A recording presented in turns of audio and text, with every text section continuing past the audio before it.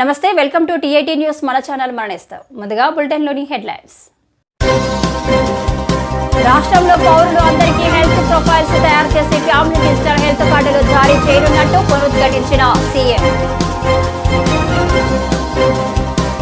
నీళ్లు నియామకాల ఆకాంక్షల కోసమే తెలంగాణ ఏర్పడింది.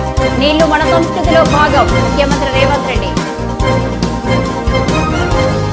తిరుమల లడ్డూ కల్తీ వివాదంపై అసదుద్దీన్ ఓవైసీ వ్యాఖ్యలు.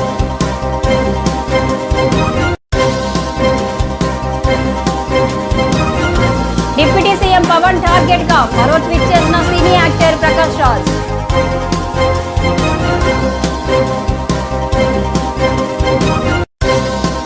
ఆరు నెలల్లో వీలైనంత ఆయకట్టుకు సాగునీటిని అందించే ప్రాజెక్టులను మొదటి ప్రాధాన్యంగా ఎంచుకోవాలి సూచించిన ముఖ్యమంత్రి రేవంత్ రెడ్డి.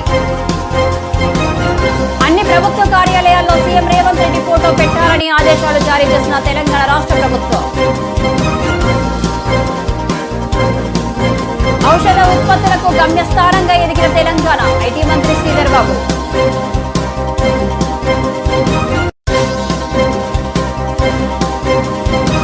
బ్యాంకింగ్, ఫైనాన్స్, బీమా రంగాల్లో 5 లక్షల ఉద్యోగాలు ఐటీ మంత్రి దుద్దిల శ్రీధర్ బాబు.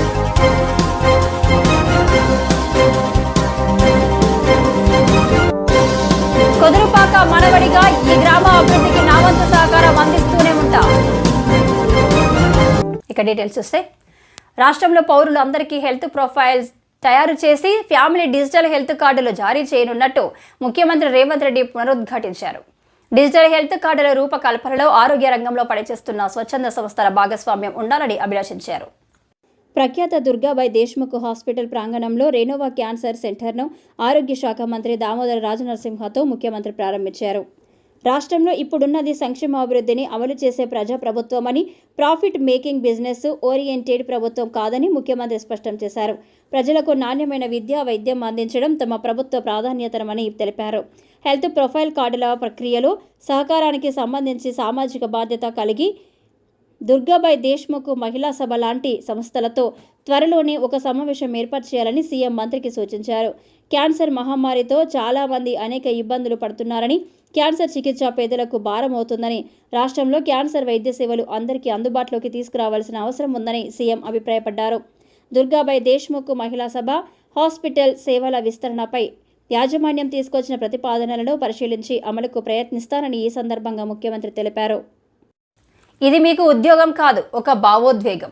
తెలంగాణ ప్రజల భావోద్వేగం నీళ్లతో ముడిపడి ఉంది. నీళ్లు నియామకాల ఆకాంక్షల కోసమే తెలంగాణ ఏర్పడింది. నీళ్లు మన సంస్కృతిలో భాగం. అలాంటి శాఖకు ప్రతినిధులుగా నియమితులవుతున్నారు. టీఎస్పీఎస్సీ ద్వారా ఏఈఈ ఉద్యోగాలకు ఎంపికైన అభ్యర్థులకు నీటిపారుదల శాఖ కార్యాలయం జలసౌధలో ఏర్పాటు చేసిన కార్యక్రమంలో మంత్రులు ఉత్తమ్ కుమార్ రెడ్డి, తుమ్మల నాగేశ్వరరావు, పొన్నం ప్రభాకర్, సలహాదారు షబ్బీర్ అలీ సమక్షంలో ముఖ్యమంత్రి నియామక పత్రాలను అందించారు. ఈ సందర్భంగా ఏఈఈలను ఉద్దేశించి సీఎంలో పలు సూచనలు చేశారు. రాష్ట్రంలో గడిచిన 10 ఏళ్లలో పెండింగ్ ప్రాజెక్టులు పూర్తి కాకపోవడానికి కారణాలేంటో గమనించాలని అన్నారు. హైదరాబాద్ జంట నగరాలకు మంచినీటి సౌకర్యాన్ని అందిస్తున్న ఉస్మాన్ సాగర్, హిమాయత్ సాగర్ నిర్మించిన ప్రముఖ ఇంజనీరు భారతరత్న మోక్షగుండం విశ్వేశ్వరయ్యని ఆదర్శంగా తీసుకోవాలని, గడిచిన 10 ఏళ్లలో 2 లక్షల కోట్లు ఖర్చు చేసిన తెలంగాణలో ప్రాజెక్టులు పూర్తి కాలేదు. భవిష్యత్తులో ఇలాంటివి పునరావృతం రాకూడదని, ఏ వృత్తిలోనైనా క్షేత్రస్థాయిలో అనుభవం ఉన్నవారే రాణిస్తారని, ప్రాజెక్టులు పూర్తి చేయడానికి ఇంజనీర్లుగా క్షేత్రస్థాయిలో పర్యటించాలి అన్నారు. తెలంగాణ పునర్నిర్మాణంలో నీళ్లు అత్యంత కీలకం. దేశంలోనే తెలంగాణను ఆదర్శంగా నిలవాలని, రాష్ట్రాన్ని అభివృద్ధి పథంలో నడిపించాలి అన్నారు. కార్యక్రమం ముగింపులో మంత్రి ఉత్తమ్ కుమార్ రెడ్డి మాట్లాడుతూ జలసౌధకు వచ్చిన మొట్టమొదటి ముఖ్యమంత్రి రేవంత్ రెడ్డి అని చెప్పారు.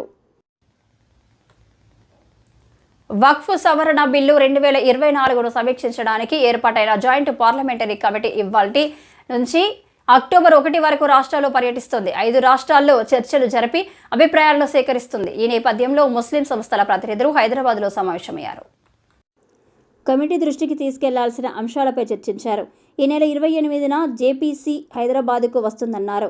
తెలంగాణ వక్ఫ్ బోర్డు చైర్మన్ అజ్మతుల్లా హుసేని, ఆంధ్రప్రదేశ్, తెలంగాణ, ఛత్తీస్గఢ్ రాష్ట్రాల వక్ఫ్ బోర్డులు ముస్లిం సంస్థల ప్రతినిధులతో చర్చలు జరిపి అభిప్రాయాలను తీసుకుంటుందన్నారు. జాయింట్ పార్లమెంటరీ కమిటీలో హైదరాబాద్ ఎంపీ ఏఐఎంఐఎం అధినేత అసదుద్దీన్ ఓవైసీ సభ్యుడిగా ఉన్నారు. సవరణ పేరిట ఆర్టికల్ 26ను ఉల్లంఘిస్తున్నారని ఆరోపించారు. ఇదే విషయంపై మాట్లాడిన అసదుద్దీన్ ఓవైసీ తిరుమల లడ్డు అంశంపై కూడా స్పందించారు. లడ్డూలో వాడే నెయ్యిలో కొవ్వు కలిసిందని అంటున్నారు. పవిత్రంగా భావించే ప్రసాదంలో ఇలా కలవడం జరగడం బాధాకరమన్నారు. వక్ఫ్ బోర్డు సవరణ చట్టం కూడా అలాంటిదేనన్నారు. తిరుమల లడ్డు వ్యవహారంలో AP deputy CM Pawan Kalyan నటుడు ప్రకాష్ రాజు మధ్య మాటల యుద్ధం కొనసాగుతుంది. పవన్ కళ్యాణ్ను ఉద్దేశించి ప్రకాష్ రాజు మరో ట్వీట్ చేశారు. గెలిచే ముందు ఒక అవతారం, గెలిచిన తర్వాత ఇంకో అవతారం అంటూ పవన్పై వ్యంగ్యాస్త్రాలు సంధించాడు. ఏంటి అవాంతరం, ఎందుకు మనకి అయోమయం, ఏది నిజం, జస్ట్ ఆస్కింగ్ అని ప్రకాష్ రాజు పేర్కొన్నారు. తిరుమల లడ్డు వ్యవహారంలో ఇద్దరి మధ్య మాటల యుద్ధం కొనసాగుతుంది. ప్రాయశ్చిత్త దీక్షలో భాగంగా AP deputy CM Pawan Kalyan మాట్లాడుతూ హిందూ ధర్మాన్ని కించపరిచేలా మాట్లాడే వారిని హెచ్చరించిన విషయం తెలిసిందే. ఇందులో భాగంగా ప్రకాష్ రాజు పోస్టులపై కూడా పవన్ అసహనం వ్యక్తం చేశారు. సున్నితాంశాలపై ప్రకాష్ రాజు తెలుసుకుని మాట్లాడాలని హితవు పలికారు. ప్రకాష్ రాజు అంటే గౌరవం ఉందని, కానీ విమర్శలు చేసే ముందు ఏం జరిగిందో తెలుసుకోవాలని హితవు పలికారు. సనాతన ధర్మంపై ఇష్టం వచ్చినట్లు మాట్లాడితే ఊరుకునేది లేదని పవన్ హెచ్చరించారు. దీనిపై ప్రకాష్ రాజు స్పందిస్తూ ప్రస్తుతం తాను విదేశాల్లో ఉన్నానని, ఇండియాకు వచ్చాక పవన్ కళ్యాణ్ ప్రశ్నలకు సమాధానం ఇస్తానని పేర్కొన్న విషయం తెలిసిందే. రాష్ట్రంలోని సాగునీటి ప్రాజెక్టులను ప్రాధాన్యత క్రమంలో పూర్తి చేయాలని ముఖ్యమంత్రి రేవంత్ రెడ్డి అధికారులను ఆదేశించారు. 6 నెలల్లో వీలైనంత ఆయకట్టుకు సాగునీటిని అందించే ప్రాజెక్టులను మొదటి ప్రాధాన్యతగా ఎంచుకోవాలని సూచించారు. రాబోయే 2 నెలల్లో పూర్తయ్యే ప్రాజెక్టుల పనులను వేగవంతం చేయాలని ఇరిగేషన్ శాఖకు దిశానిర్దేశం చేశారు. పెండింగ్లో ఉన్న సాగునీటి ప్రాజెక్టులపై జలసౌధలో మంత్రులు ఉత్తమ్ కుమార్ రెడ్డి, తుమ్మల నాగేశ్వరరావు, పొన్నం ప్రభాకర్ నీటిపారుదల శాఖ ఉన్నతాధికారులతో నిర్వహించిన సమావేశంలో ముఖ్యమంత్రి సమీక్షించి పలు సూచనలు చేశారు. ఇప్పటికే 75% అంతకు మించి పనులు చేసిన ప్రాజెక్టులను పూర్తి చేస్తే వచ్చే ఖరీఫ్లోగా మరింత ఆయకట్టుకు సాగునీరు అందించే అవకాశం ఉందని, గోదావరి బేసిన్, కృష్ణా బేసిన్లో ప్రాధాన్యంగా ఎంచుకున్న ప్రాజెక్టులకు నిధులకు ఇబ్బంది లేకుండా చూడాలని ఆర్థిక శాఖకు ఆదేశాలు. తక్కువ సమయంలో ఎక్కువ ఆయకట్టుకు నీటిని అందించే ప్రాజెక్టులకు గ్రీన్ ఛానల్ ద్వారా బిల్లులు చెల్లింపులు జరగాలని, కొనసాగుతున్న ప్రాజెక్టుల కోసం ముందుగా భూసేకరణ వేగంగా పూర్తి చేయాలి. అందుకు రెవెన్యూ విభాగంతో సమన్వయం చేసుకోవాలి. భూసేకరణలో మానవీయత ఉండాలి. భూములు ఇచ్చేవారితో అధికారులు, ప్రజాప్రతినిధులు కలిసి సంప్రదింపులు జరపాలని అన్నారు. రాష్ట్రంలో వివిధ ప్రాజెక్టుల పరిధిలో పేరుకుపోయిన పూడికతీతపై ఇతర రాష్ట్రాలు అనుసరించిస్తున్న విధానాలు, సాధ్యాసాధ్యాలను పరిశీలించాలని, ఏ ప్రాజెక్టులు తొందరగా పూర్తి చేసేందుకు అవకాశాలున్నాయని, వాటికి అవసరమైన నిధులు వివరాలను నీటిపారుదల శాఖ అధికారులు పవర్ పాయింట్ ప్రజెంటేషన్ ఇచ్చారు. ఇదే సమావేశం నుంచి అన్ని జిల్లాల ఎస్ఈలతో ముఖ్యమంత్రి వీడియో కాన్ఫరెన్స్ ద్వారా మాట్లాడారు. తెలంగాణ రాష్ట్రంలోని అన్ని జిల్లా కలెక్టర్లు, డివిజన్ మండల అధికారులకు ప్రభుత్వం ఆదేశాలు జారీ చేసింది. ప్రభుత్వం ఫైనల్ చేసిన ముఖ్యమంత్రి రేవంత్ రెడ్డి ఫోటోను ప్రభుత్వ కార్యాలయాల్లో ప్రదర్శించాలని కాంగ్రెస్ సర్కార్ ఆదేశించింది. అక్టోబర్ 7వ తేదీలోపు అన్ని ప్రభుత్వ కార్యాలయాల్లో ముఖ్యమంత్రి కొత్త ఫోటో ఏర్పాటు చేయాలని కోరింది. అక్టోబర్ 7వ తేదీలోపు అన్ని ప్రభుత్వ కార్యాలయాల్లో ముఖ్యమంత్రి కొత్త ఫోటో ఏర్పాటు చేయాలని కోరింది. ఈ మేరకు జిల్లా కలెక్టర్లు, డివిజన్ మండల అధికారులకు ప్రభుత్వ ఆదేశాలు జారీ చేసింది. సీఎం రేవంత్ రెడ్డి ఫోటో నమూనాను కూడా విడుదల చేస్తూ ప్రభుత్వం కార్యాలయాల్లో సీఎం ఫోటో పెట్టాలని తెలిపింది. ఇప్పటికే కొందరు నాయకులు ప్రభుత్వ కార్యాలయాల్లో సీఎం ఫోటో లేదనే వాదనపై ప్రభుత్వం స్పందించింది. దీంతో వచ్చే నెల 7వ తేదీ వరకు గడువు ఇస్తూ ఆదేశించింది. అన్ని సంబంధిత అధికారులకు ఆదేశాలు జారీ చేసింది. కొత్త ప్రభుత్వం ఏర్పడి 9 నెలలు పూర్తి అయ్యి ఇప్పటి వరకు ప్రభుత్వ కార్యాలయాల్లో సీఎం రేవంత్ రెడ్డి ఫోటో లేకపోవడం గమనార్హం.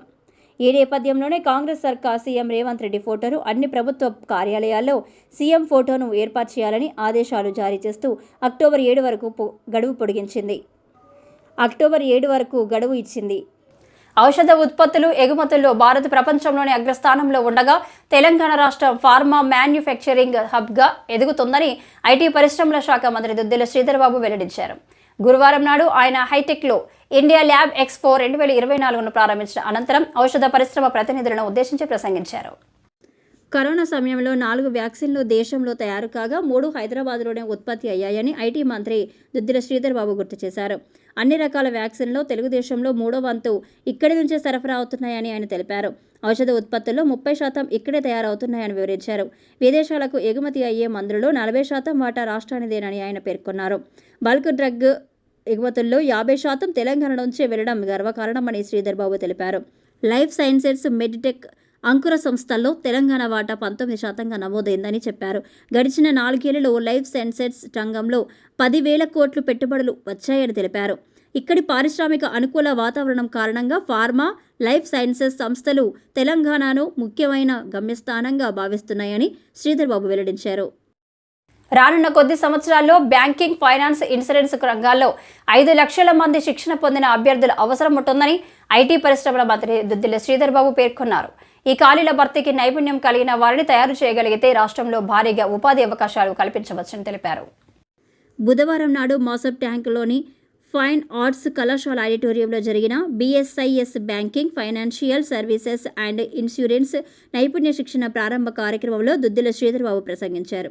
గత 10 ఏళ్లు అధికారంలో ఉన్న ప్రభుత్వం ఏనాడు నిరుద్యోగ యువత ఆకాంక్షలను గుర్తించలేకపోయిందని ఆయన ఎద్దేవా చేశారు. సీఎం రేవంత్ రెడ్డి ఆధ్వర్యంలో తమ ప్రభుత్వం ఏర్పడినప్పటి నుండి విద్యార్థులు, యువతకు ఉపాధి కల్పించడంపై దృష్టి సారించామని శ్రీధర్ బాబు తెలిపారు. 5-6 నెలల పాటు ప్రభుత్వ యంత్రాంగం అంతా శ్రమించి ఈ శిక్షణ కోర్సులకు రూపకల్పన చేసిందని వెల్లడించారు. ఇంజనీరింగ్, ఐఐటీ, మెడిసిన్ లాంటి కోర్సులు పూర్తి చేసి విద్యార్థులకు ఉద్యోగ అవకాశాలు బాగానే ఉన్నా BA, BCom, BSc లాంటి డిగ్రీ పూర్తి చేసిన వారికి ఉపాధి అవకాశాలు చాలా తక్కువగా ఉన్నాయని ఆయన అన్నారు. వీరితో పాటు ఇంజనీరింగ్ చదివిన అవకాశాలు దక్కని వారిని దృష్టిలో పెట్టుకుని నైపుణ్య శిక్షణ కోర్సుకు రూపకల్పన చేసినట్టు వివరించారు. తాను ఎక్విప్ అనే సాంకేతిక శిక్షణ అందించే సంస్థను సంప్రదించినప్పుడు వారు సానుకూలంగా స్పందించడం ఉత్సాహాన్నిచ్చిందని వెల్లడించారు. సామాజిక బాధ్యత కింద ఎక్విప్ 2.5 కోట్ల వ్యయంతో ఏటా 10,000 మందికి ఉచితంగా ట్రైనింగ్ ఇవ్వడానికి ముందుకొచ్చిందని తెలిపారు. తన అమ్మమ్మ, తాతయ్య జోగినపల్లి లక్ష్మీ కేశవరావుల జ్ఞాపకార్థం BRS working president KTR Rajanna Sircilla జిల్లా కొదురుపాకలో తన సొంత నిధులతో కార్పొరేట్కు ధీటుగా అధునాతన సౌకర్యాలతో నిర్మించిన పాఠశాలలు ప్రారంభించారు.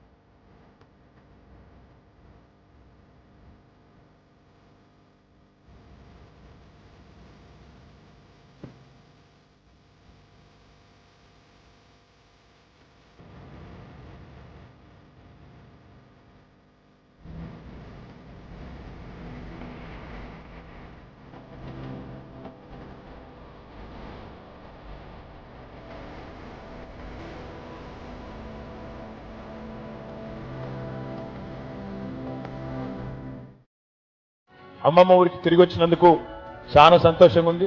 మా తాతగారు నిజానికి ఎక్కడ ఉన్నా ఈరోజు వారు తప్పకుండా వారి ఆత్మ తప్పకుండా సంతోషిస్తుందని నేను మనస్ఫూర్తిగా అనుకుంటా ఉన్నా. ఎందుకంటే ఆయనకు చాలా ఇష్టమైన ఊరు కొదురుపాక. ఎంతో ఎప్పుడు ప్రతి సందర్భంలో ఇక్కడికి తీసుకొచ్చేది మమ్మల్ని అందరినీ, మనవలు మనవరాళ్ళందరినీ కూడా ఇక్కడ తీసుకొచ్చేది. అట్లాంటిది వారి జ్ఞాపకార్థం, మా అమ్మమ్మ జ్ఞాపకార్థం ఇక్కడ ఇవాళ బడి కట్టినాం. ఇప్పుడు ఎమ్మెల్యే గారు అంటా ఉండే, అన్న మరి అమ్మని తీసుకురాలేకపోయినా వాళ్ళు, అమ్మ కొద్దిగా రాలేకపోయింది కానీ మా మామని పంపించింది. కాబట్టి తప్పకుండా నాకైతే నమ్మకం ఉంది, మా తాతగారి ఆత్మ ఎక్కడ ఉన్నా, అమ్మమ్మ గారి ఆత్మ ఎక్కడున్నా తప్పకుండా వారు శాంతిస్తారని చెప్పి అనుకుంటూ, ఇంకా ఏదైనా బడికి కానీ కొదురుపాక ఊరికి కానీ కావాలి అంటే సరే, ఇలా నేను ప్రభుత్వంలో లేకపోవచ్చు కానీ తప్పకుండా నా వ్యక్తిగతమైన ఒక మన్మడుగా, కొదురుపాక మన్మడుగా ఎల్లవేళలా కొదురుపాకకు అండగా ఉంటాననే మాట కూడా తెలియజేస్తూ, తప్పకుండా మళ్ళొకసారి ఈ కార్యక్రమానికి సహకరించిన ఎమ్మెల్యే గారికి, అధికారులకి, పిల్లలకి, ఉపాధ్యాయులకి పేరు పేరున అందరికీ కూడా హృదయపూర్వకంగా నమస్కారాలు, ధన్యవాదాలు. గుడి కూడా తప్పకుండా పూర్తి చేసి మళ్ళొక రోజు ఇట్లా నూకుడు దబ్బుడు లేకుండా చేసుకుందాం. ఆ ఒక్క రోజు నూకుడు దబ్బుడు లేకుండా రాజకీయాలకు అతీతంగా కలిసిమెలిసి, గుడి అంటే దేవుడి పండుగ కాబట్టి ఆ రోజు మంచిగా సఖ్యతగా చేసుకుందామని చెప్పి తెలియజేస్తూ, ఆ రోజు గుడి కట్టిన రోజు ఊరోళ్ళందరికీ భోజనం పెట్టించే బాధ్యత కూడా నేనే తీసుకుంటా అని చెప్పి కూడా తెలియజేస్తూ మీరు పెడతారా నేను పెట్టాను. మా మామ భోజనం పెడతా ఉంటాం అతను చెప్తలేడు, నేనే పెడతాం, మీరు బాధపడకూరి. Thank you. జై తెలంగాణ.